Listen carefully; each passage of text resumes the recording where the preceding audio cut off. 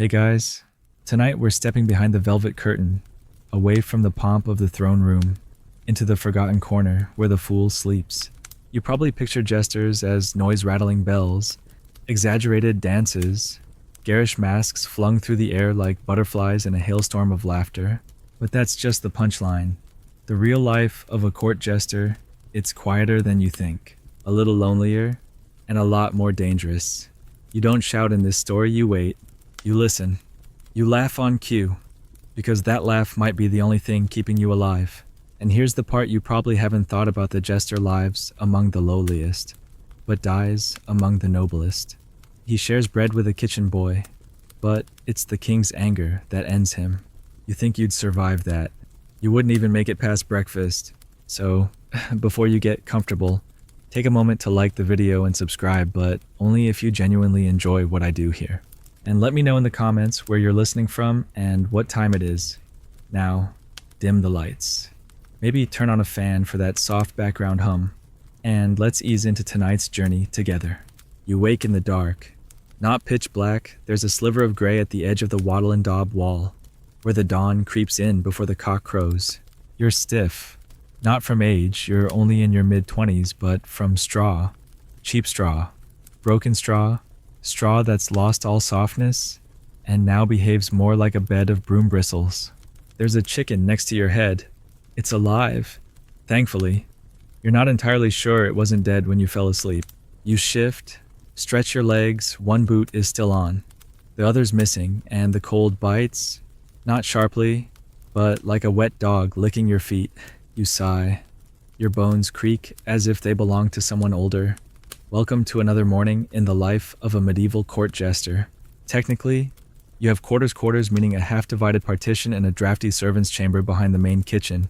There's a curtain, though it only covers 2/3 of the doorway, and the other jesters, when they're not dead or banished, use it as a convenient place to sharpen their wits before breakfast. This morning, though, you're alone. You sit up, brush the hay off your tunic, and immediately regret it. A flea dances across your forearm. Another leaps from your collar. You catch neither. They're too well fed to be sluggish.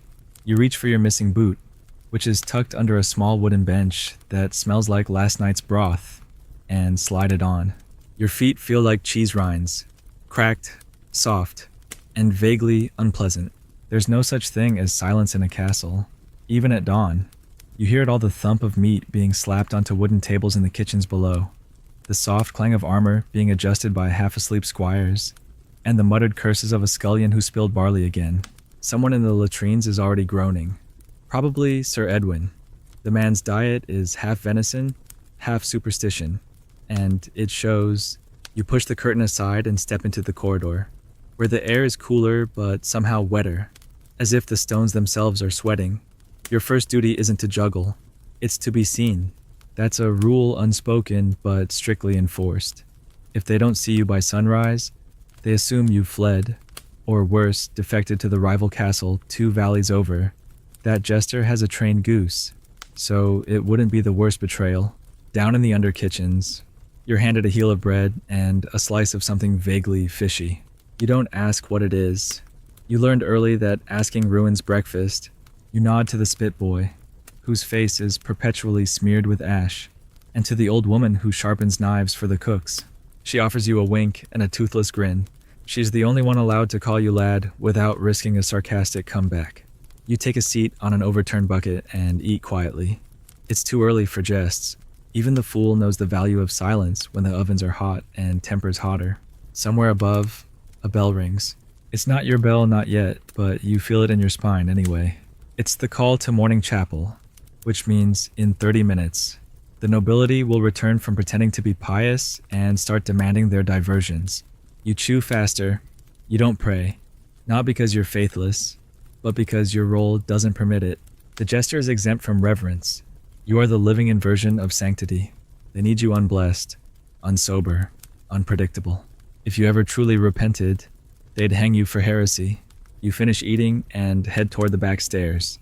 These are not the grand steps of procession, but the servant's ascent, uneven, steep, dark. You climb quickly, used to the rhythm of ducking under beams and stepping over the loose stone on the 3rd landing. A rat scurries past. You salute it. He's a regular. You've named him Bernard.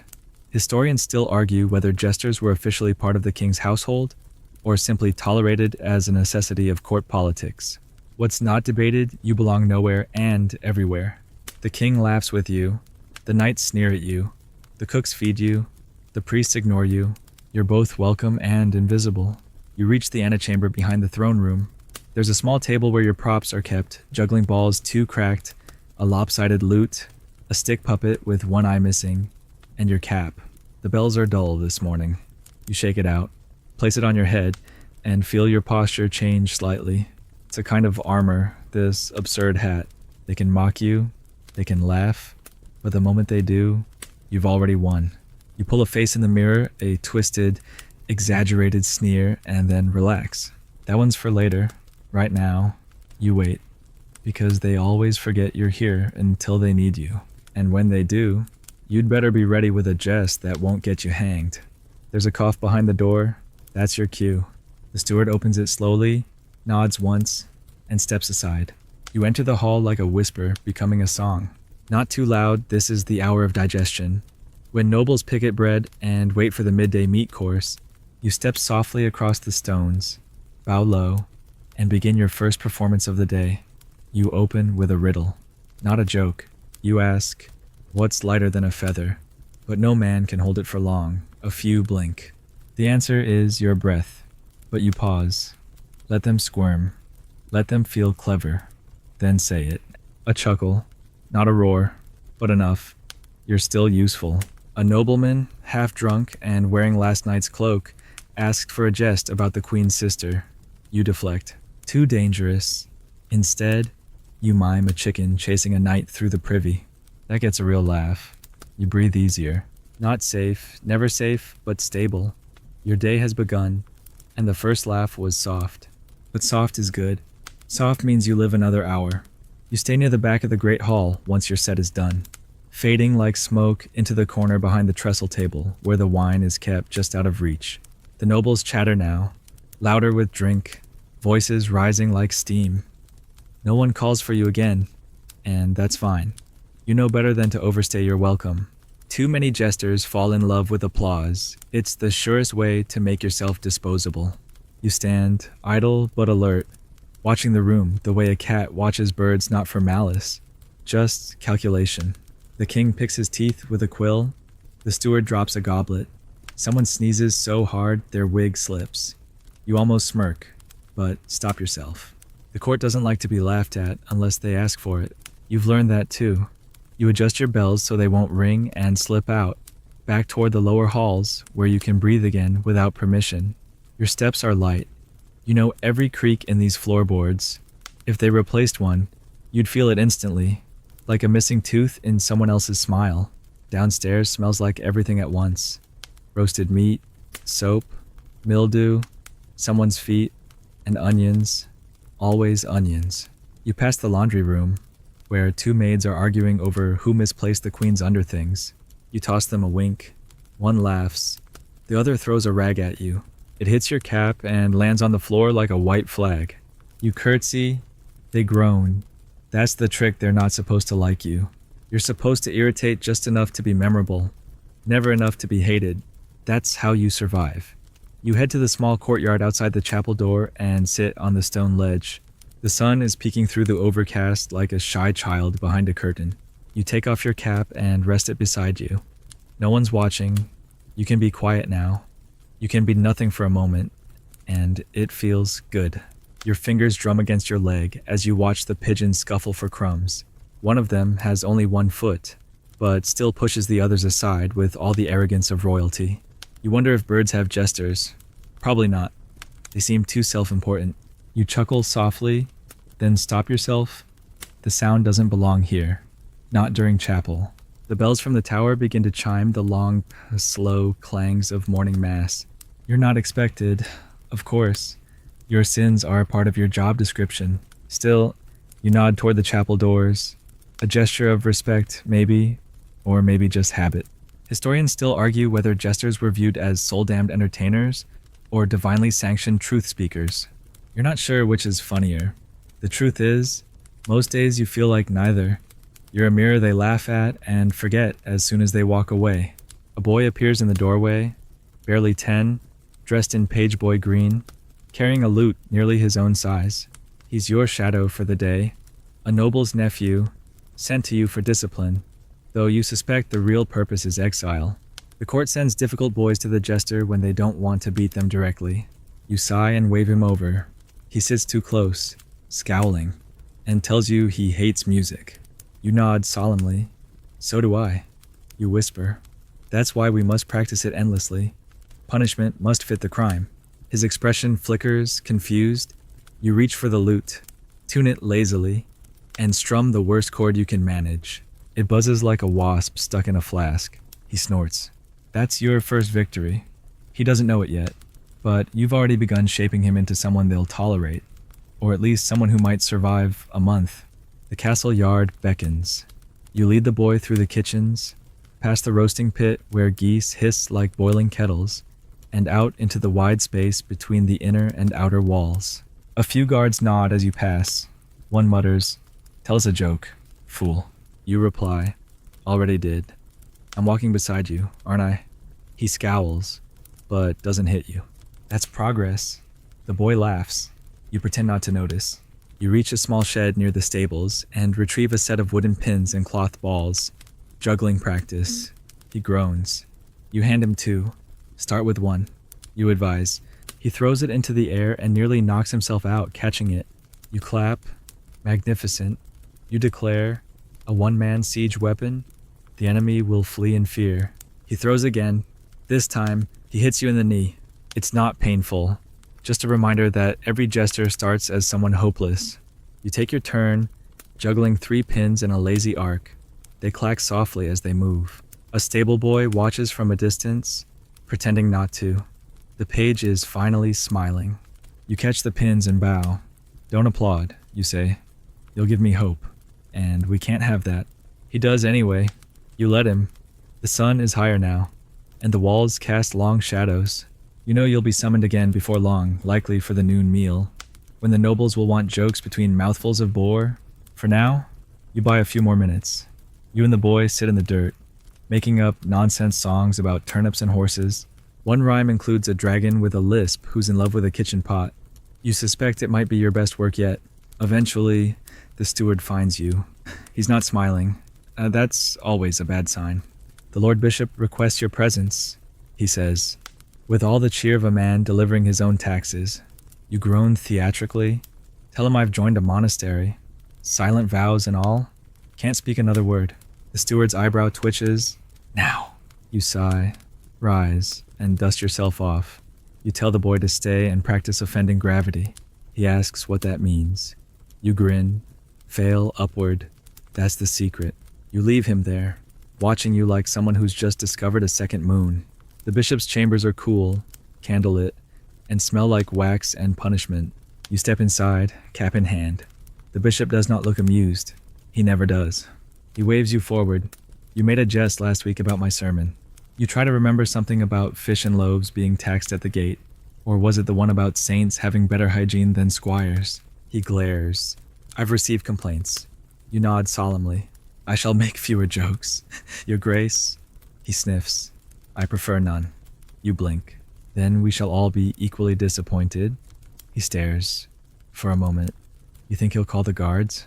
But instead, he laughs. It's not a warm laugh. More like a cough that decided to stay for dessert. Still, you're not dragged out. He dismisses you with a flick. You exit quickly, resisting the urge to cartwheel. Back outside, you lean against the cold stone wall and exhale. That could have ended worse.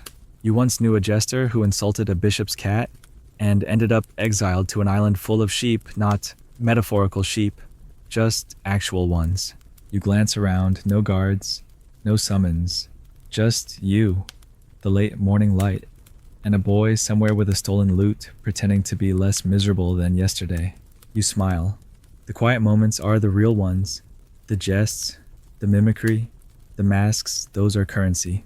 This is who you are when no one's watching. And in a castle full of eyes, that may be the rarest thing of all. You don't get far before someone needs you again.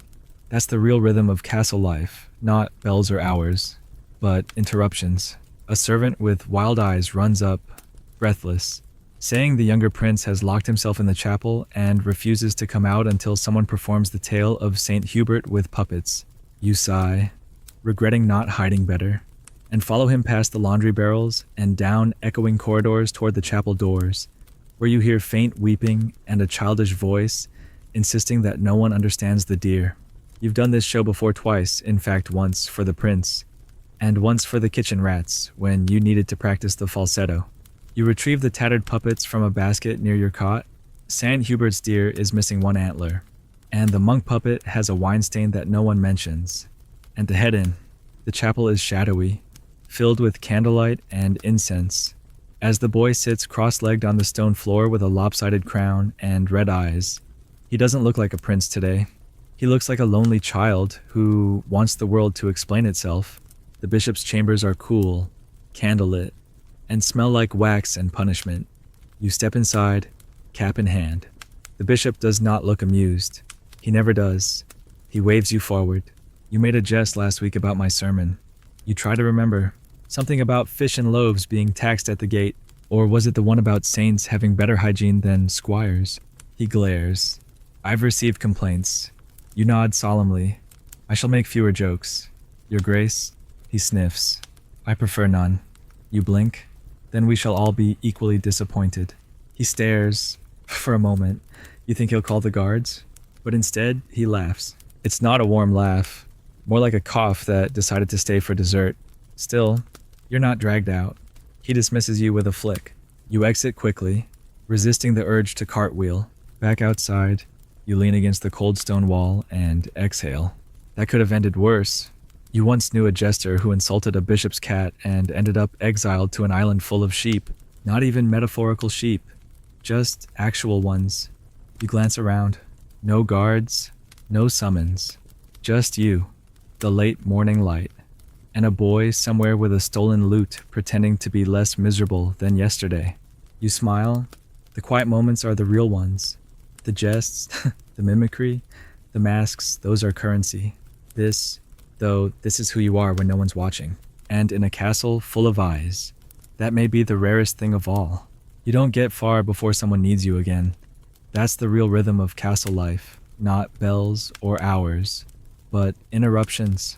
A servant with wild eyes runs up, breathless, saying the younger prince has locked himself in the chapel and refuses to come out until someone performs the tale of Saint Hubert with puppets.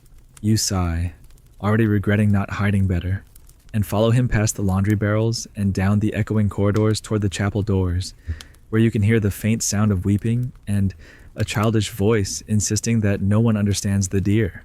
You've done this show before twice, in fact once for the prince, and once for the kitchen rats when you needed to practice the falsetto. You retrieve the tattered puppets from a basket near your cot. Saint Hubert's deer is missing one antler, and the monk puppet has a wine stain that no one mentions. And head in. The chapel is shadowy, filled with candlelight and incense. The boy sits cross-legged on the stone floor, his crown lopsided, eyes red. He doesn't look like a prince today. He looks like a lonely child who wants the world to explain itself.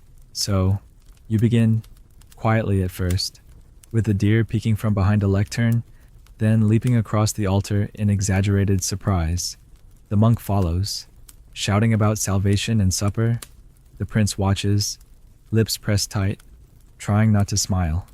You pitch your voice higher, then lower, then somewhere between human and squirrel. He snorts. You press on, exaggerating every line, until the deer gets caught in the bishop's robes and declares he's converting to pastry. The prince breaks. He laughs, not loud, but honest. And you feel it, that small, fragile power you hold. You've moved him from sorrow to delight with nothing but cloth, fingers, and timing. It's the only kind of miracle you're qualified to perform. When it ends, he claps once, then wipes his eyes and walks out, saying nothing. You gather the puppets and follow, unthanked but not unnoticed. Later, you're in the servants' yard again, peeling a turnip that's not yours. Just because your hands need something to do, the page returns, the one from this morning. He's grinning. which is a danger sign. I've memorized your rhyme about the lisping dragon, he announces proudly.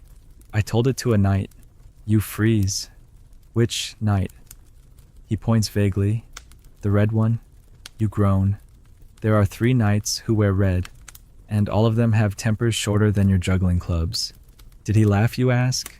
The boy shrugs. He told me to sweep the stables.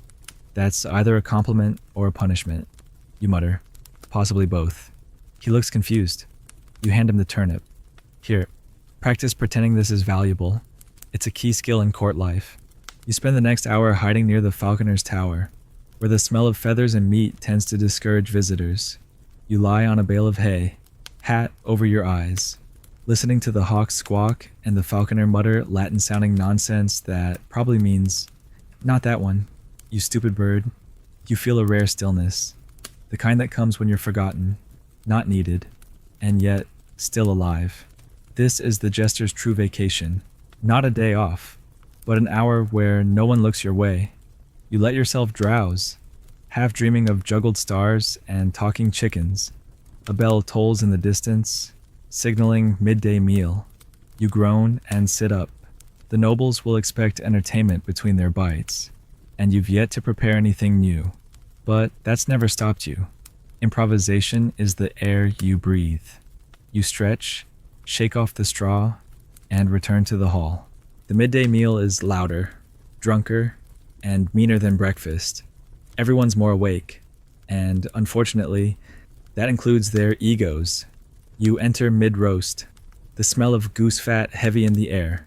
The queen's cousin waves you over and demands a poem about sausages. You oblige. The poem includes a metaphor involving clergy and mustard, which earns you a kicked shin under the table from a bishop pretending not to notice. You limp theatrically, earning a round of half-hearted applause. A noblewoman asks if jesters are allowed to marry. You respond, "Only to the truth, my lady," and it's a very jealous spouse. That earns a few nods and one bitten lip. You keep moving, keep shifting voices and topics, a blur of limbs and grins. You can feel the exhaustion forming behind your eyes, but there's no space for it now. This is your battlefield, and laughter is your armor. Historians still argue whether jesters held political influence or merely served as distractions for the ruling class. From your side of things, it's both and neither. You know secrets. You hear what others forget they've said aloud. You see who blushes when the queen speaks, who frowns when the treasury is mentioned, who laughs too loudly when a rival is insulted. You remember everything, because forgetting is dangerous. Information is your only real weapon, though you wear it like a riddle, never a threat.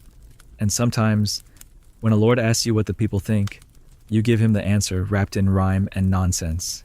And he laughs without realizing it's true. That's how you survive. That's how you matter. You make them forget you're watching. After the meal, you escape again. This time to the old library, where the dust is thicker than the books are useful. You don't read much, but you enjoy the smell. Ink and vellum and age. You sit beneath the window and rest your back against the stone. The afternoon sun is gentle, filtering through stained glass in fractured reds and golds. You pull out a small knife and a chunk of wood from your pocket. Today's secret project is a miniature jester, bells and all. You're terrible at carving. The face looks more like a duck than a man, but it passes the time. The page finds you again, holding a cat. "She followed me," he says, uncertain whether to be proud. You nod. She has good taste. The cat disagrees, judging both of you before settling nearby. The 3 of you sit quietly, carving, petting, watching light shift. It's one of those moments that won't be remembered by anyone but you, and that's enough. The steward finds you by evening, lips thin. "You're needed in the solar," he says. That means private performance, probably for someone important, or angry, or both. You follow him through the halls, adjusting your bells to make the right amount of noise, just enough to be heard, not enough to be a warning. Inside the solar sits the queen and her brother, the latter fuming, red-faced, gripping a goblet like it insulted his lineage. You bow low. The queen gestures with a faint smile. "My brother needs cheering," she says. "That's not a request. You begin with a mime, a knight trying to mount a donkey that won't cooperate. Then you shift into impressions, the steward's mumbling, the bishop's wheeze, even the queen's own careful laughter. She raises a brow. Her brother laughs. Once. Then more. It's rough. Like a cough through wine, but it softens him. You finish with a short song about a drunken goat and the dangers of fencing while hiccuping. They're both smiling now. You exhale, bow again, and leave without another word. You've done your part. Back in your corner of the servants' quarters, the curtain is drawn. You step behind it, remove your cap, and sit on your straw pallet. Your legs ache, your throat is dry, your hands smell faintly of onions and ink, but you're safe. You're still here. That's the unspoken victory of every jester one more day alive, in a place where jokes can turn fatal. You lie back, staring at the ceiling, and hear the quiet of the stones settling around you. Somewhere in the castle, someone is already preparing tomorrow's feast, and somewhere else, someone is deciding whether to laugh at you or have you removed.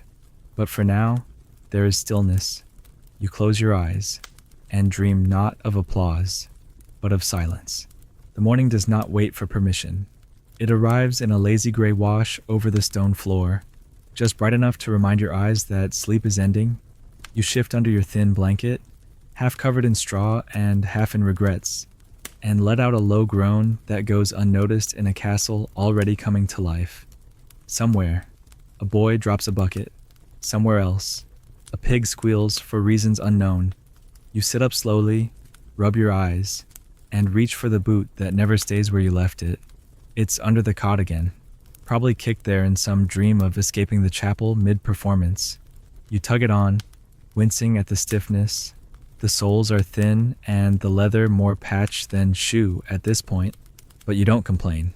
No one in your profession complains. They quip, they whistle, they curse in rhyme, but they never beg, at least not where others can hear. You drape your jester's motley over your shoulders and run a hand through hair that's halfway between curls and chaos. There's a warmth rising from the kitchens that smells like stew and old firewood. You follow it, because that's where the other survivors gather.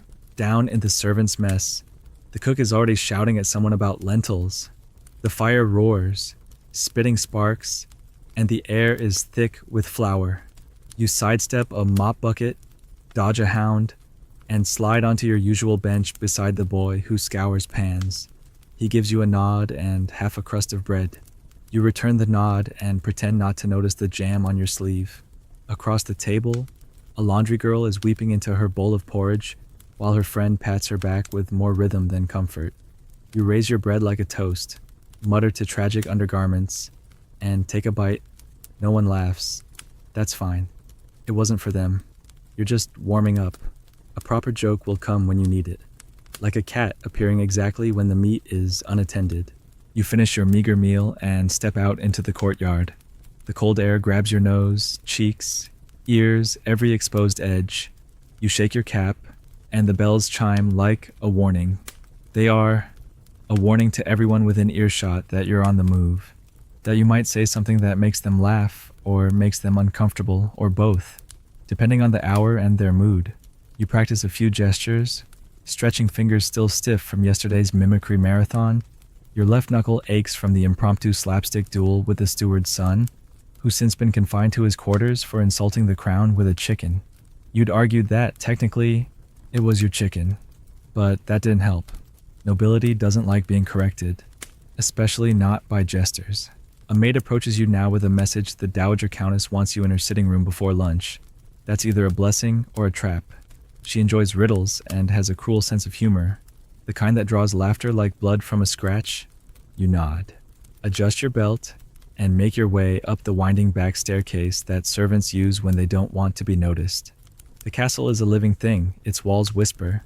Its staircases shift underfoot. Its drafts carry secrets from one wing to another.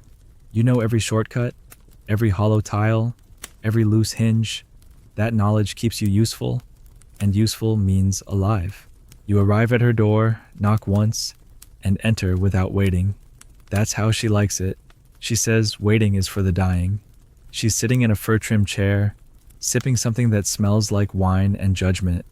Her dog growls at you. You growl back. She smiles. Fool, she says. Tell me something I don't know. You scratch your chin, bow dramatically, and reply. You are not nearly as terrifying as your parsnip stew. She barks a laugh. Her handmaid hides a smirk. You're invited to sit, which is rare. You perch on a stool and begin your performance, a recitation of noble family trees, rewritten as a tale of drunken squirrels and their competing acorn empires.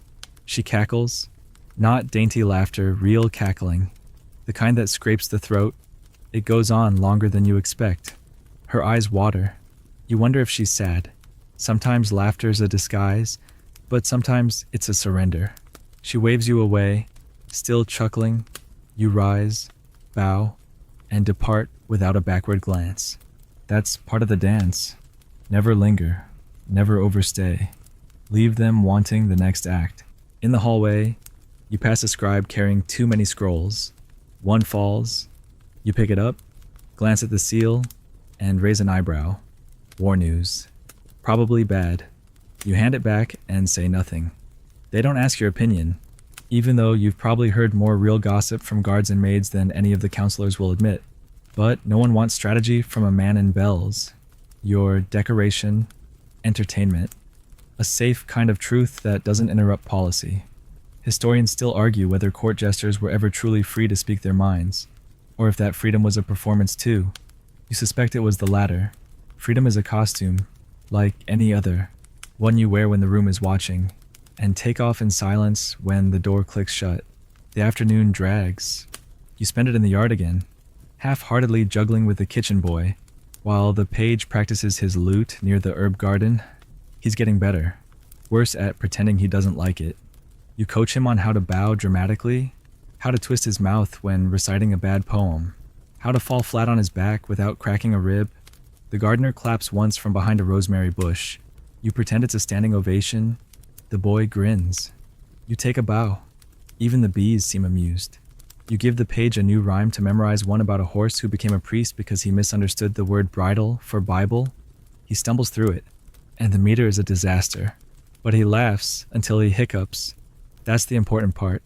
Laughter first, precision later. As dusk approaches, a nervous-looking knight's aide delivers a note. The king has requested your presence at supper. Not the court, the king himself. That's rare. That's dangerous. You clean up, wash your face, straighten your hat. You don't practice lines. Those never land right under scrutiny. Instead, you think about what not to say. That's what keeps jesters breathing longer than their predecessors, the wisdom of omission. You walk to the private dining chamber, where the king sits alone at a small table, poking at a pheasant with an expression like a man who just lost a bet. He gestures for you to sit. You remain standing. Tell me, he says, why does everyone laugh? But I never feel joy. A dangerous question, one with no punchline. You offer a slow shrug, because laughter is a sound, not a cure. He stares at you, then nods. Sit. You do. For the next 20 minutes, he says nothing. You say nothing. Then he asks you to sing a song. Not a funny one, just something old. So you do. A lullaby your mother sang in a dialect no longer used. His eyes drift shut before the second verse. You finish softly and leave him there, snoring over pheasant bones. Some performances are for no audience at all. You return to your quarters well past nightfall. The page is asleep in the hallway, curled up like a cat. You nudge him awake and send him off with a yawn and a half-remembered joke.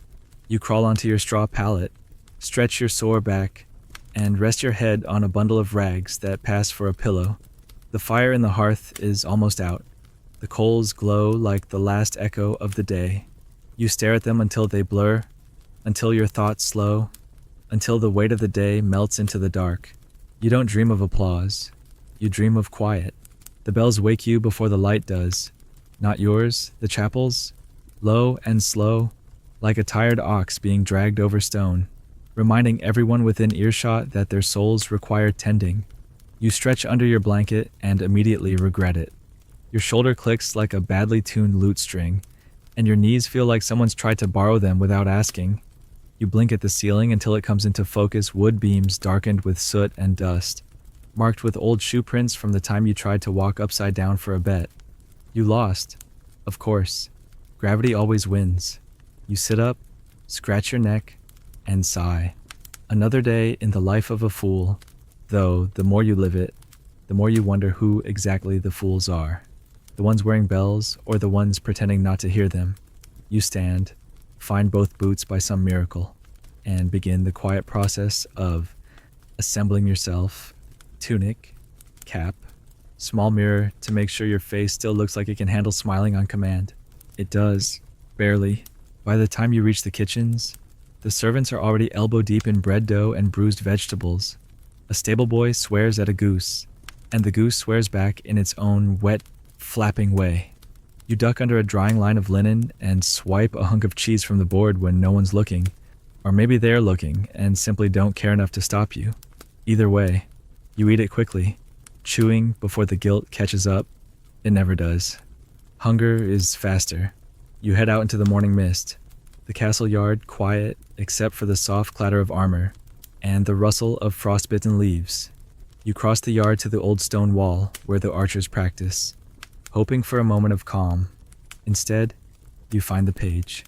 He's already juggling 3 small rocks and grinning like a criminal who's just discovered the existence of locks. You nod at him, then correct his stance. If you're going to fail, at least fail in rhythm. He frowns, then smiles again. I told the chicken joke to the cook, he says proudly. He gave me a turnip. That's either an insult or a promotion, you reply, sitting on the low wall and rubbing your temples. The boy continues juggling, the rocks flying in arcs that are more hopeful than accurate. You watch without commenting.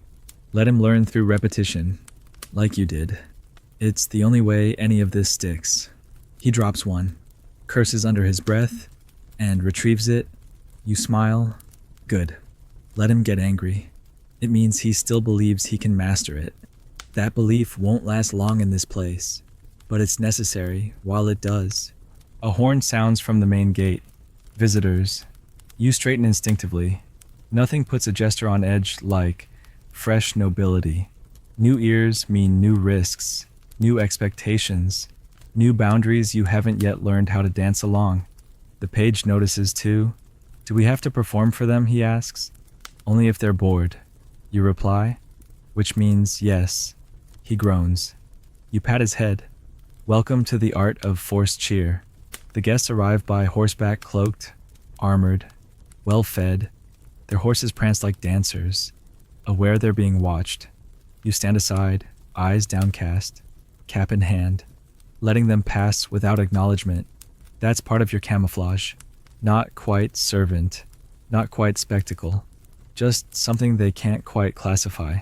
That makes you harder to dismiss, and harder to punish when you finally say something clever enough to hurt. You're summoned before noon. Of course. The guests, some baron from the coast, and his entourage have requested light diversion before the feast. You report to the side chamber near the dining hall, where a makeshift stage of rugs and crates has been hastily arranged. You spot a lute, a mock sword, and a wooden chicken you carved last month during a particularly long sermon. You take a deep breath, roll your shoulders, and step onto the rugs. The room is dim, the audience already half full of wine and anticipation. You begin with a parody of courtly love, a knight serenading a cabbage he's mistaken for a lady. You sing badly on purpose, making the notes wobble like a goose in high wind. Laughter erupts first tentative, then rolling. You exaggerate the final verse, falling to your knees, clutching the cabbage like it's Juliet herself. Someone spits wine from their nose. A success. Then you pivot into impressions, first the steward, then the visiting baron, complete with a limp and a dramatic sigh. That gets a mix of amusement and narrowed eyes. Dangerous territory. You ease off, switch to mimicry of the castle's dogs playing chess. That's safer. Laughter returns. You close with a juggling routine where you pretend the objects are arguing about whose turn it is to be dropped. You let the last one hit you in the head. The audience applauds. The baron nods. The danger passes, for now. You bow low, leave the stage, and retreat to the servants' quarter where you exhale for what feels like the first time in an hour. Back in the yard, the page is waiting. Did they laugh? He asks. Some did. Some probably plotted my death. You say with a shrug, that's a good show. Then, he seems confused, but accepts it. You hand him the wooden chicken. Next time, it's your turn to romance the cabbage. He laughs, turning the toy over in his hands. Does comedy always feel like panic? You consider that. The good kind does. He nods, filing that away like everything else you say. One day, he'll use it against you in some clever routine. You look forward to that. Later that day, you are summoned to the library by the steward, not for punishment, surprisingly, but for something stranger. The king's cousin, a pale, nervous man with ink-stained fingers, wants to write a play and has requested your help. Not your performance, your mind. That's rare, alarming, even. You arrive at the library to find scrolls strewn everywhere, the man pacing in circles muttering about metaphors and moral allegory. You listen, arms folded. He wants a tragedy, but funny. A moral tale, but not boring. A play that makes people feel clever without understanding a single line. You suggest a fool who becomes king by accident. He pauses, then nods slowly. Yes, he says, but then he dies. Right. Of course, you reply. Everyone laughs, and then forgets why. He claps his hands like a child. Perfect. You leave him scribbling feverishly, already regretting the idea. Evening falls, and with it, the expected exhaustion. But tonight there's no feast, no performance. Just you, the page, and a chessboard with missing pieces. You use buttons and pebbles to fill the gaps. The boy plays poorly, but with enthusiasm. He bluffs constantly and falls for every trick. You admire his commitment to failure. It reminds you of your own early days when you thought speed was more important than silence. That noise could protect you from being forgotten. He laughs at a terrible move. You win. Barely. You both stretch out near the hearth, warmth settling into your limbs like permission. Before sleep, you go to the small window above your cot and stare at the moon. It's full tonight, fat and smug, casting pale silver across the inner courtyard. You imagine the castle from above its halls and secrets, its whispering walls and shadowed corners. You wonder how many of them remember your jokes from today. How many of them ever saw you? Really saw you. Not just the act, but the breath beneath it. Probably none. That's all right. You didn't come here to be remembered. You came here to survive, and somehow, you're still doing it. You lie back, bells removed, cap folded beside you like a friend at rest. Tomorrow, you'll dance again. Tonight, you just breathe. You wake to a hush that feels like it doesn't belong. Not silence, true. Silence rarely exists in a castle, but a kind of lull in the usual chaos. Like the whole place is holding its breath. You sit up, blinking through sleep, and wait for the clang of a dropped pot, the bark of a dog, or the whistle of the cook threatening someone with a ladle. Nothing, just the creak of beams above your head and the soft shuffle of mice in the walls. Something's different. You can feel it before your feet even hit the cold stone floor. You dress more slowly than usual, listening. The page isn't outside your curtain. The hall is empty when you peer out. A maid scurries past with her head down, lips pressed into a thin line. That's the second sign. When the servants aren't muttering to each other, something's gone wrong. You slip your cap on and follow the trail of silence toward the kitchens, your boots barely making a sound. When you arrive, the hearth is lit, but no one speaks above a whisper. The cook glances up and gives you a look that means not now. You nod, understanding instinctively that today is not about jesting. It's about surviving something that hasn't shown its face yet. Eventually, you hear the word plague, murmured from behind a linen-covered shoulder, followed by not confirmed, and lock the door to the east wing. You sit down slowly, letting the weight of it settle. Plague means fear. Fear means suspicion. And suspicion. That's fatal for fools. People don't like being reminded of death by someone who makes them laugh. You know that. You've seen it before. Once. in another castle during a visit, when a jester coughed during supper and was gone by nightfall. Not dead, just gone. Disappeared. Escorted out. Vanished like a bad dream. No one mentioned him again. You chew a stale crust and say nothing. There's nothing to be done. Not yet. Not until they start ringing bells for the dead instead of the chapel. You finish eating and disappear before anyone can ask for a song. Even you have limits. The rest of the day moves like honey. Too slow. Every sound seems louder. A dropped spoon, a clatter of boots in the corridor, the faint wheeze of the steward's lungs. You lurk in the stables, helping the page brush a horse that clearly resents both of you. He doesn't know about the plague rumors. He just chatters about his juggling progress, how he managed 4 stones for 3 seconds, how he thinks the queen smiled at him yesterday, but it might have been a trick of the light. You nod, smile when he does, but don't tell him the truth. There's no point. Let him have one more day of simplicity. One more day where the worst problem is horsehair in your mouth. You watch him for a while, wondering if you looked that young when you started. You probably did. You probably looked even younger when they shaved your head after that lice outbreak in spring. By mid-afternoon, the castle is officially not panicking, which means it absolutely is. Nobles walk faster, clerics mutter longer prayers, and servants disinfect door handles with vinegar and superstition. You get summoned to perform for the king's physician, of all people. That's new. You arrive to find him hunched over herbs and scrolls, muttering about humors and bloodletting while grinding something that smells like hope and despair. He doesn't laugh when you enter. He just gestures at a stool and says, "Talk." So you do.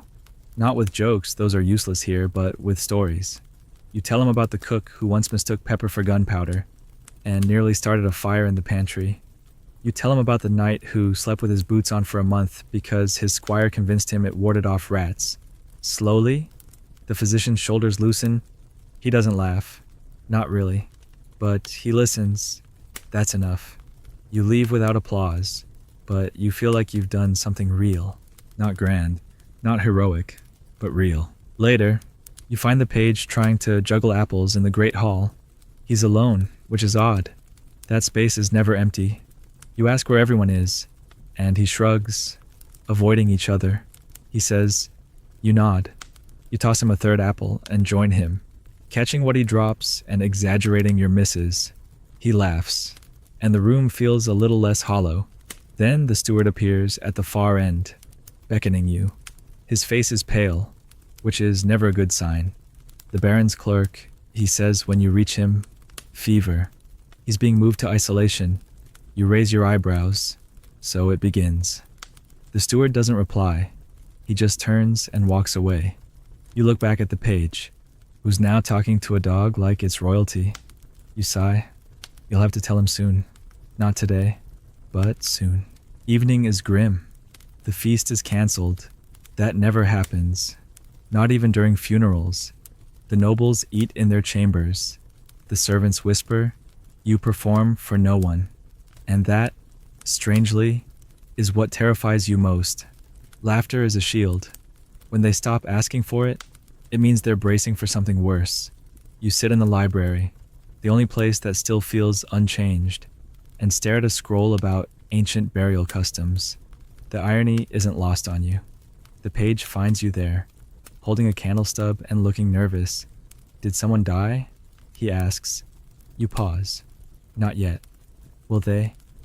You look at him. He's not a child anymore. Not in the way that matters. Yes, you say softly. Eventually. We all do. He's quiet for a long time. Then he sits beside you, unrolling a blank parchment. Teach me to write a joke, he says. You smile. All right. But it starts with knowing what not to say. That night, sleep is restless. You dream of bells, not your own, but deeper ones. Slower, like the tolling of something ancient. You dream of mass cracking, of laughter turning to dust, of a feast where everyone applauds and no one has a face. You wake cold, twisted in your blanket, the straw poking through like splinters of memory. You stare at the ceiling again, the same beams, the same dust, but somehow everything feels changed. You sit up, groan, and dress like always. You put on your cap, your tunic, your worn boots, but this morning, when you step into the hall, you feel like someone else entirely. Not less, not more, just quieter inside, as though a part of the noise has turned inward, waiting for the next line. The page is already awake by the time you shuffle into the corridor, sitting cross-legged near the hearth with a feather and parchment, mumbling lines under his breath. You lean over his shoulder, peer at his sprawling letters, and read the joke aloud. Why did the knight kiss the frog? You pause. He grins, expectantly. You raise an eyebrow, because he was told it would turn into a duchess, and he was very, very lonely. You nod solemnly, accurate, if a bit autobiographical. He laughs harder than the line deserves, but you let him. Humor's not just craft, it's hope with a punchline. You tousle his hair, then step over a sleeping scullery boy and make your way toward the courtyard, bells gently chiming against the silence that still hasn't lifted since yesterday. The word plague hasn't returned, not officially, but it's there in every corner of conversation, hidden behind coughs and overly polite refusals to share spoons.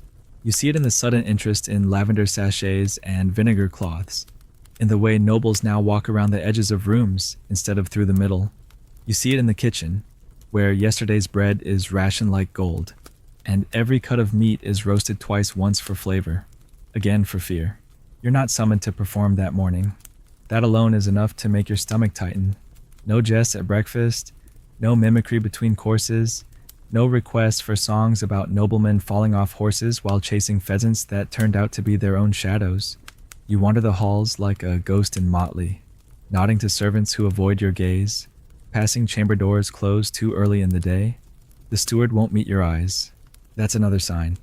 He's a man who prides himself on smug tolerance, and the only time he avoids looking directly at you is when something's gone irreparably wrong and he needs someone else to deliver the bad news. You stop at a narrow window overlooking the inner court. It's usually bustling with squires and stable hands, hawkers and hounds. Today it's nearly still. One guard drills alone. 2 kitchen girls carry a heavy pot together, heads down, and the chapel bell rings at the wrong hour. You close your eyes. That bell only rings when someone is buried or burned. By midday, the castle begins to splinter into silence and suspicion. You keep walking. It's all you can do. You end up in the west corridor near the tapestry room, where air always feels colder and the shadows lean longer. You run into the Queen's cousin there, the one who begged for your help with his moral comedy. His ink-stained fingers tremble now as he folds a scroll too many times. They say it was the clerk. He whispers, "But I think it was the wine merchant. He coughed last week. I remember it. I remember it." You say nothing. He stares through you for a moment, then rushes off, scroll still clutched like a shield. You lean against the wall and exhale through your nose. You've seen panic before, but it's never the screams that make you uneasy. It's the way it silences people afterward, like a fire that consumes not only the wood, but the idea of warmth itself. The page finds you again just past the kitchens, tugging on your sleeve with urgency. "They want you in the Queen's solar," he says. You blink. "Now." He nods. Everyone's already there. You follow, heart sinking with each step. When you enter, you understand why. The air is thick with perfume, a poor attempt to mask something darker. The Queen sits by the window, pale but composed, a book closed on her lap. Around her are 3 ladies in waiting, a courtier, and the steward. You bow low, say nothing. The Queen gestures. "Fool," she says. "We require distraction." Her voice doesn't shake, but it doesn't sing either. You nod, reach into your satchel, and withdraw the hand puppets. You don't ask questions. Questions are dangerous when the air is this still. You perform the story of the rooster who thinks he's a bishop, and the hen who pretends to be a knight to escape marriage. You exaggerate their voices, twist your face, and flail your limbs in the same old way. But today, something's different. The ladies laugh, but their laughter is too tight, too sharp, like glass clinking in the wrong wind. The steward watches you like a man counting coins, wondering if he can afford to keep you one more day. You finish the tale, bow deeply, and are dismissed with a gesture. No thanks, no coin, just that flat little wave that says enough. You step backward, then leave the room, closing the door behind you with the softest click you can manage. You find the page sitting outside the solar, legs swinging. Did it work? He asks. You shrug. I juggled despair and dropped only once. He tilts his head. Is that good? It's survivable. You both stand in silence. Somewhere behind the door, a woman coughs. Just once. Short and sharp. It's probably nothing, but you don't believe that. Not anymore. You lead the boy to the courtyard, and together you sit on a bench that's colder than expected. You give him a riddle. He solves it in one guess. You pretend to be surprised. He smiles. You don't. By dusk, news spreads. Quietly, in the spaces between words. A second death. The chaplain confirms it to the steward. The steward confirms it to the cook. The cook doesn't confirm anything, just drops a ladle and closes the pantry for the night. You see it happen. You see the chain. You say nothing. Later, someone asks for a song during dinner, and you sing, not a funny one, a low, meandering tune with a refrain no one understands. You see two noble women cry. A third just stares at her plate. Afterward, the steward calls you into the hallway. He stands stiff, hands clasped. Keep the page away from the chapel, he says. And the eastern hall. You nod. Anyone else? He doesn't answer. He just walks away. You return to your corner of the servants' quarters and find the boy already asleep, curled up beside your cot like a shadow that decided to stay.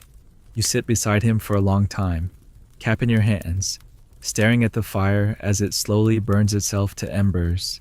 You think of all the jokes you didn't tell today, all the lines that would have once gotten a laugh. You wonder what will happen when the laughter runs out, when the page asks for something funny and you've got nothing left but truths. You lie down, eyes open to the darkness above, and think maybe that's what a fool really is. Someone who knows exactly how much of the truth the world can stand and still chooses to dress it in bells. You wake before the sun again, but this time not from the bells, not from footsteps, not from the usual racket of castle life winding up like a worn-out hurdy-gurdy. No, you wake from stillness, that same breathless hush as before, only deeper now, like the castle itself is bracing. You lie in the straw for a moment longer, letting the silence press against your ribs like a slow tide. Then, with practiced resignation, you sit up, brush hay from your sleeves, and slip your cap over hair that hasn't been combed in days.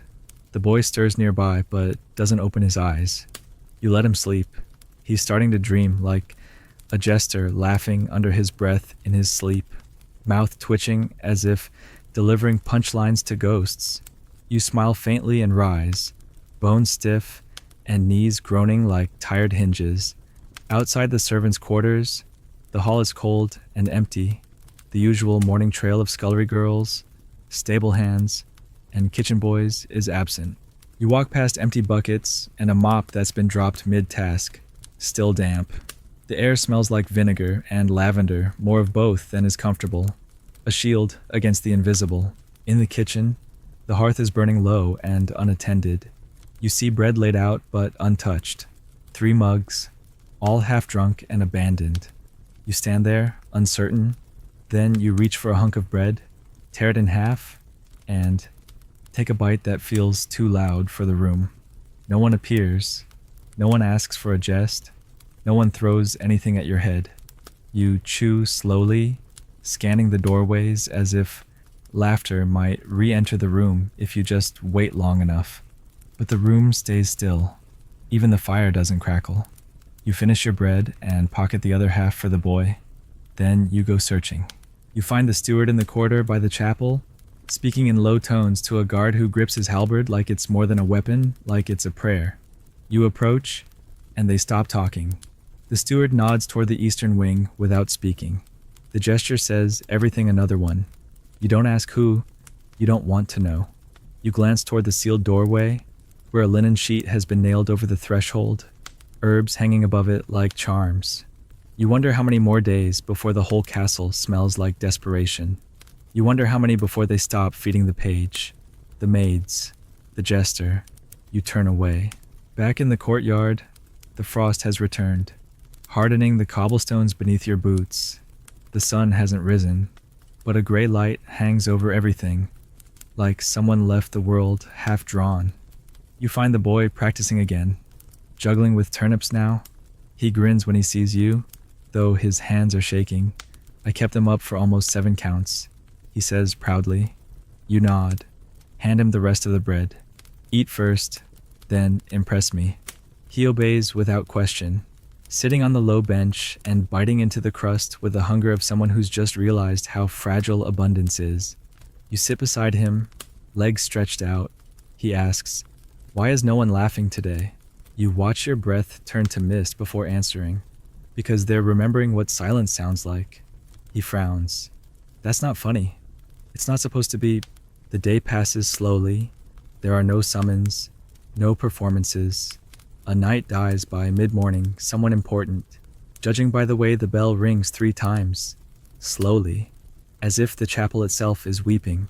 The page watches you when the sound starts. You don't react. You've lived long enough in castles to know that grief wears velvet here, and silence is part of the costume. You spend the next hour teaching the boy how to fall without hurting himself. You demonstrate 3 ways to collapse the drunk stumble: the surprise trip, and the sudden collapse from heartbreak.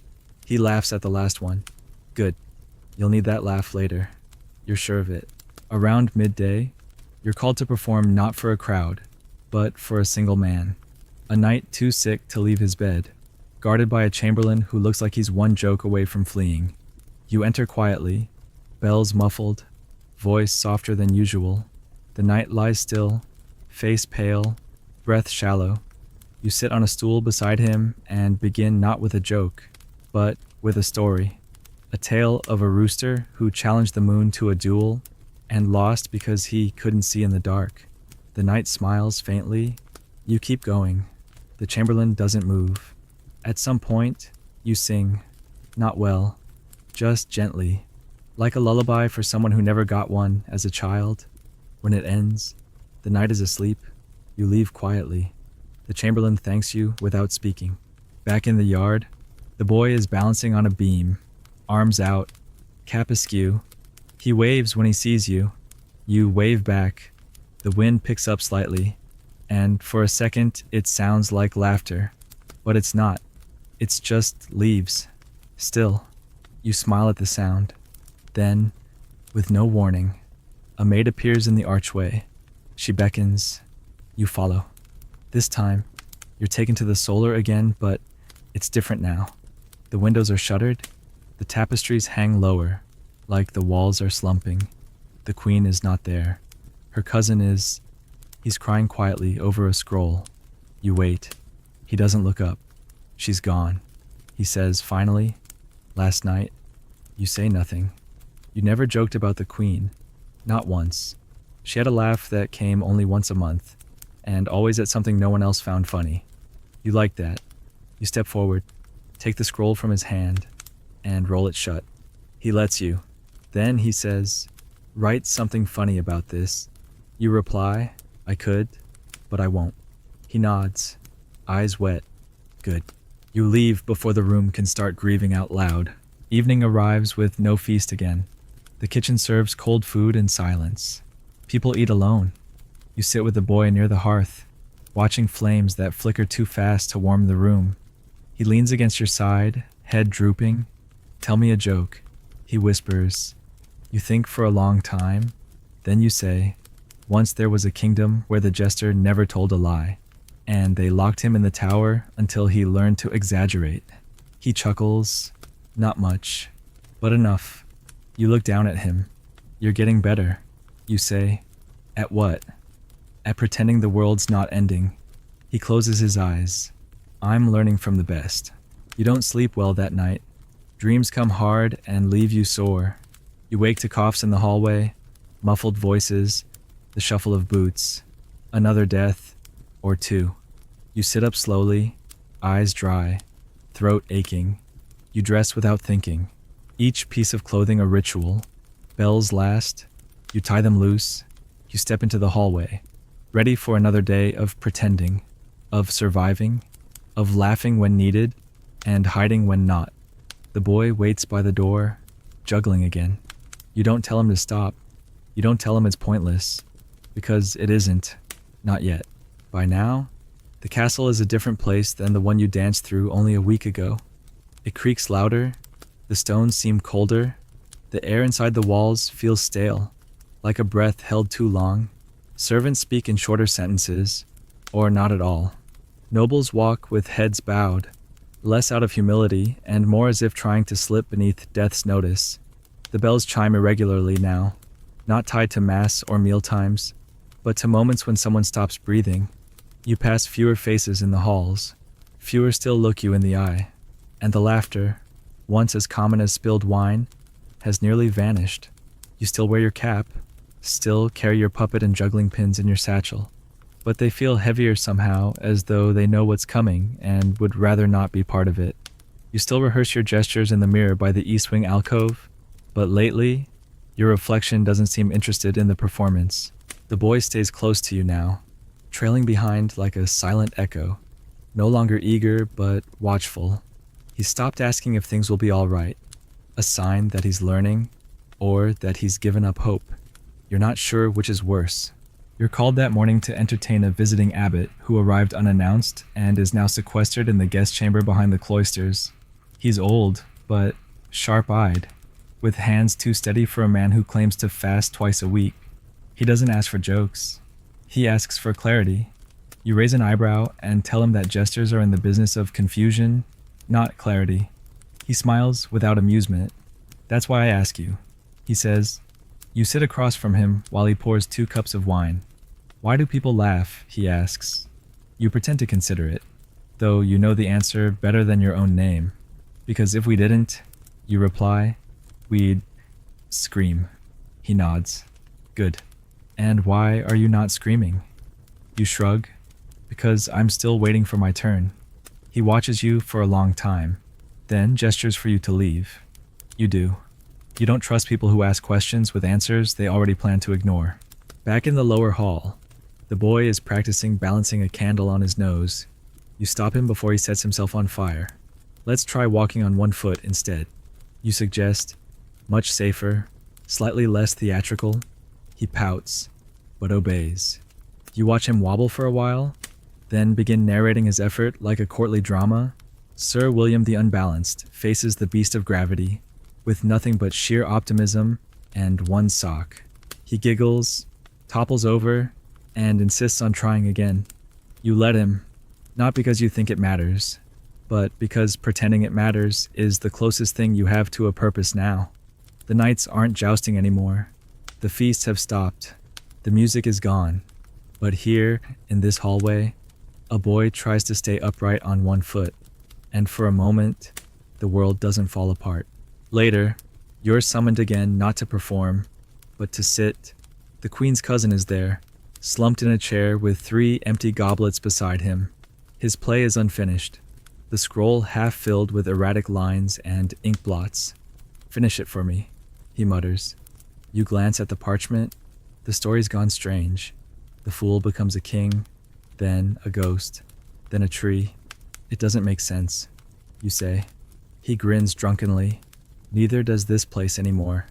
You sit beside him, take the quill, and write a single line. The fool said nothing, and that was the truest joke of all.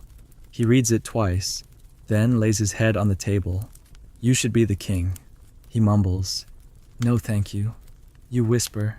Too much dying involved. He snores. You rise, cap your ink, and disappear again. That afternoon, the steward posts a list of sealed rooms. Entire corridors now forbidden. Servants are reassigned. Some don't report at all. You see a knight stuffing herbs into his gloves and murmuring a prayer not meant for noble ears. A scribe scratches a symbol into the floorboards near the chapel, a crude charm against pestilence. You wipe it away when no one's looking.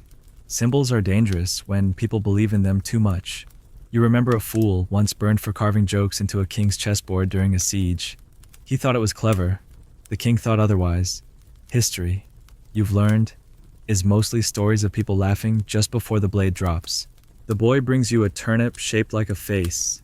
It looks like the steward, he says. It does. You nod approvingly.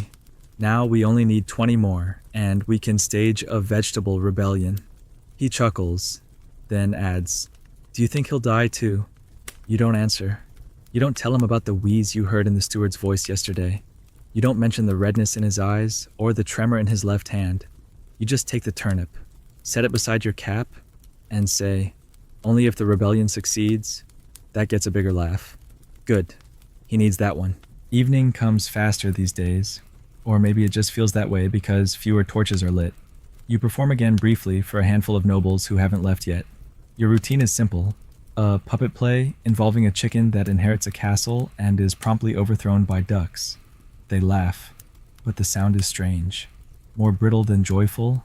You finish early, bow, and exit before they can ask you to stay.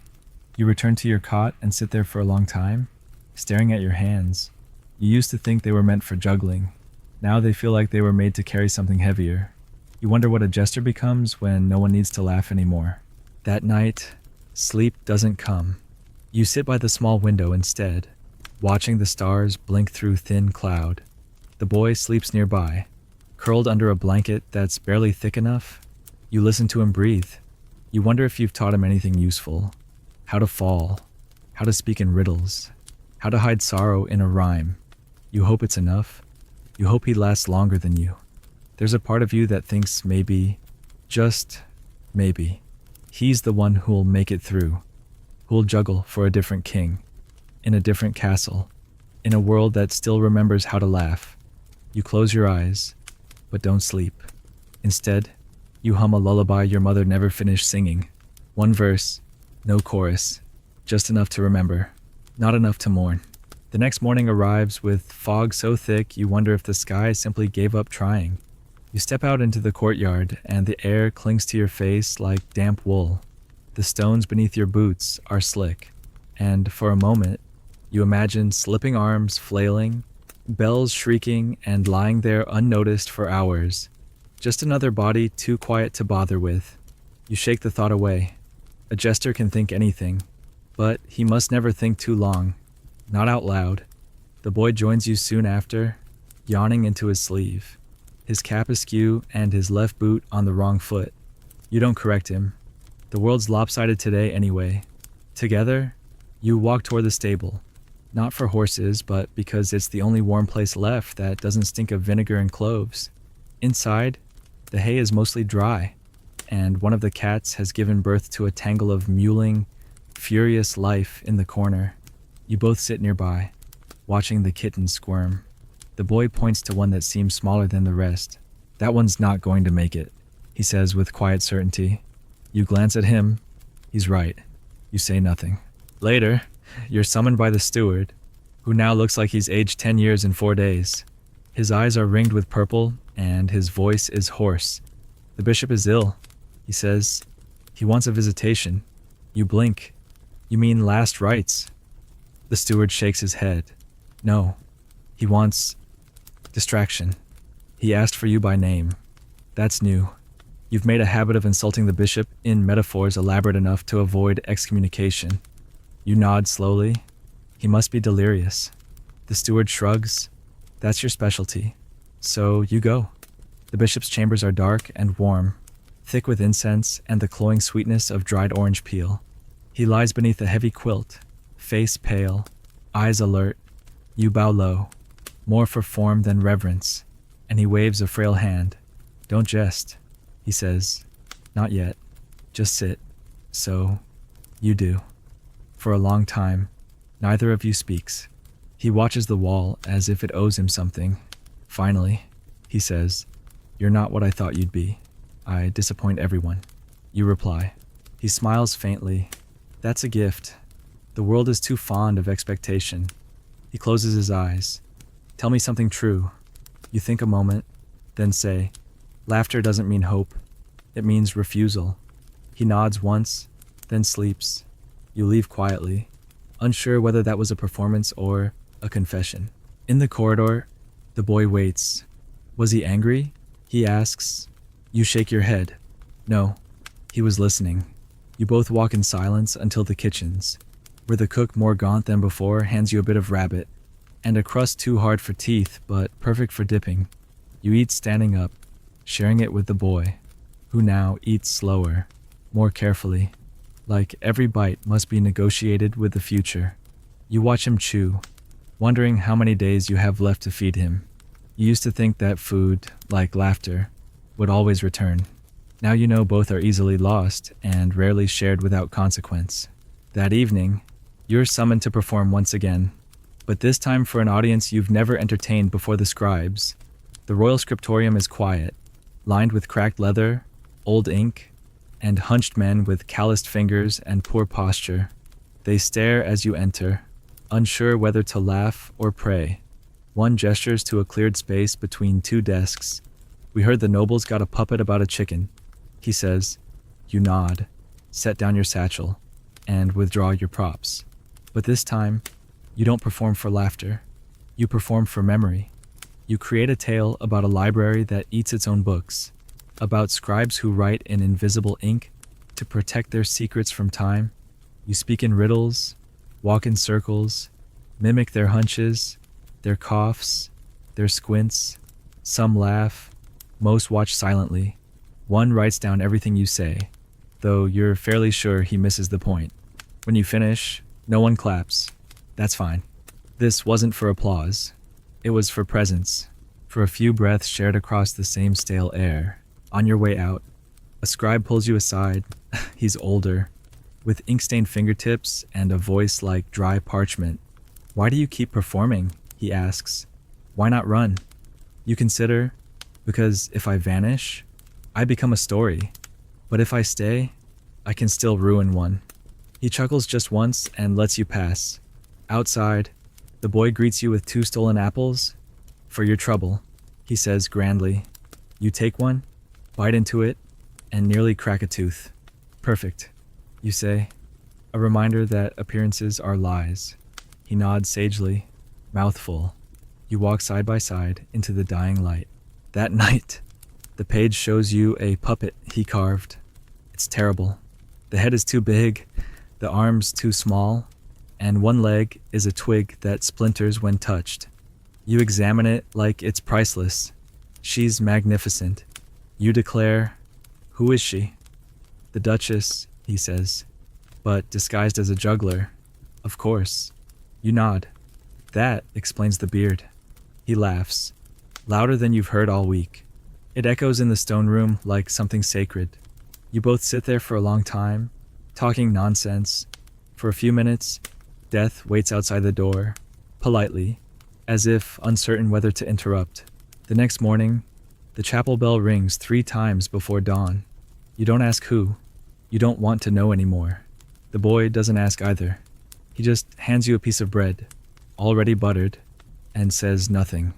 You eat in silence, then you stand, brush off your sleeves, and say, "Today we rehearse your fall." He nods. From the chair. From grace, you correct. It's much harder. He understands more than he should. In the courtyard, the frost bites deeper than usual. You both move slower now. Not from fear, but fatigue. That quiet ache of living through too many yesterdays and not enough tomorrows. You practice falls, recite riddles, argue about which vegetables make the best weapons, but underneath it all, you're watching, listening. For coughs, for footsteps that stop too soon, for silence thick enough to smother a jest before it's born. That night, you perform again. One last time for the steward. Just the 2 of you in the great hall, half lit by torches that hiss more than they glow. You juggle, you joke, you sing badly on purpose, and then you stop. Why do you come back? He asks. No one's laughing. You shrug. They might later. He nods. You'll die here. Yes, you say, but not without leaving a few echoes. He raises a goblet, toasts nothing, drinks deeply, and says no more. The fog doesn't lift the next day, it thickens. It seeps into your clothes, curls around the beams of the upper halls, and wraps itself around every whispered conversation like a second skin. You don't even pretend not to notice it anymore. Neither does anyone else. You pass a maid scrubbing a doorknob with a cloth soaked in wine.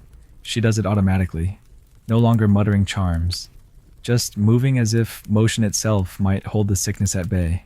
You nod to her. She doesn't nod back. You're used to that now. Laughter has gone out of fashion, and with it, acknowledgement.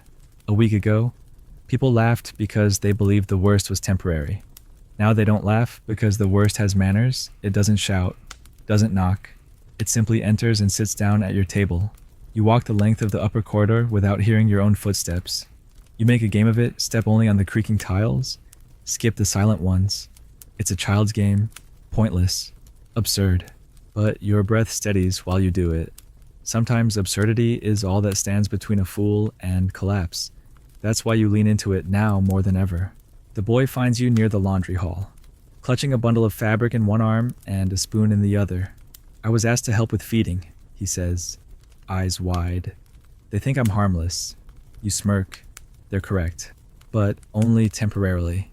You tousle his hair and walk with him toward the eastern wing, now half boarded, with guards posted not to keep people out, but to keep something in. You're not supposed to be there. The steward didn't say that outright, but he also didn't stop you. And in court life, silence is permission. The boy slips through a narrow side door, unnoticed. You follow. The hallway is dim, lit only by a few guttering candles. You can smell it before you see anything vinegar, piss, something coppery underneath. You reach a small chamber where two people lie under rough blankets, faces turned to the wall. A woman stirs slightly, her eyes open just long enough to see the boy. She smiles faintly, then closes them again. The boy sets down the soup gently, backs away without a word. You both leave. Back in the kitchen, neither of you says anything for a long time. The cook doesn't ask questions. She hands you both a piece of stale cake from 2 days ago. You chew it slowly. The boy doesn't finish his. You take the rest and eat it for him. Not because you're hungry, but because things shouldn't go to waste. Not now. Not ever again. Afterward, you bring him to the stables and sit him on a bale of hay. You say, "It's time you learned the difference between a joke and a weapon." He blinks. "I thought they were the same." You nod. You're ahead of schedule. You hand him the puppet he carved, a crooked duchess with a beard, and teach him how to make her walk, fall, plead, curse, charm. You show him how to say one thing while meaning another, how to laugh when you're not allowed to cry, how to juggle silence until it becomes music. He asks, "Did you have a teacher?" You shake your head. "I had an audience." That's a lie, of course. You had a mother with sharp words and a sharper mind, who once turned a drunken nobleman's insult into a riddle that got her a warm meal and a week of safety. She died in a village fire that no one wrote down. You never told the boy that part. Maybe you never will. He doesn't need that story yet. Right now, he needs his own. You tell him to perform something, anything. He hesitates, then steps forward, clears his throat, and begins mimicking the steward's wheeze, followed by an impression of the cook's grim face when out of onions. It's rough, but earnest. You laugh once, genuinely. He beams. You don't say good job. You just nod and hand him a slightly bent juggling pin. Here, your first weapon. By late afternoon, a small gathering has formed in the great hall. Not a feast, those are gone, but a gathering nonetheless. 10 nobles, maybe 15, all seated apart from one another. They speak softly, and only when necessary. A servant announces your presence, and you enter with your usual slouch and clumsy bow. You begin, not with your usual routine, but with a new story. A story of a kingdom where time stopped moving because no one dared laugh before the king.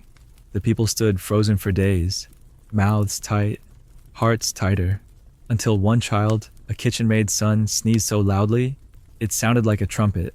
And everyone laughed so hard they broke the spell. The king executed him. Of course, but only after giving him a medal. The nobles chuckle, one or two honestly. You continue with pantomime silent routines now appreciated more than words.